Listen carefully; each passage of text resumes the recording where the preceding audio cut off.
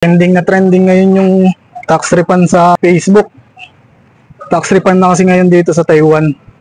Kaya susubukan natin. Tingnan natin kung meron na. Sana nga meron na. Sa ganito kasing buwan dito sa Taiwan, talagang inaabangan ng mga kababayan natin. Dahil ito nga yung buwan kung saan may tax refund.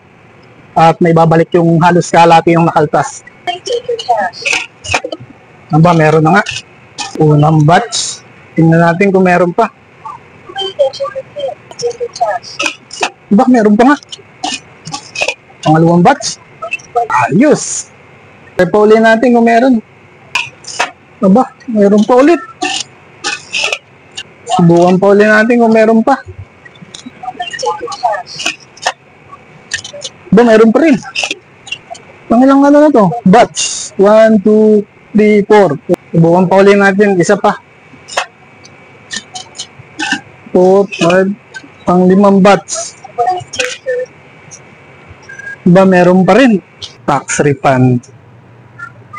Kayo, bali lilipad na ngayong gabing to. Yung pera na to. Grabe. Solid talaga yung tax refund dito sa Taiwan. Isang taon na ang tax kinakalta sa akin ay pag hindi 10,000 mahigit. Buwan-buwan yun. Ngayon, ipapadala ko to sa PhilMoney dahil yun yung nagkakatiwalaan na padalahan dito sa Taiwan na talagang subok na. Tapos kahit holiday, tapos kahit Sabado-Linggo ay napaprocess nila at makukuha rin agad ng mahal natin sa buhay yung ating pinadala.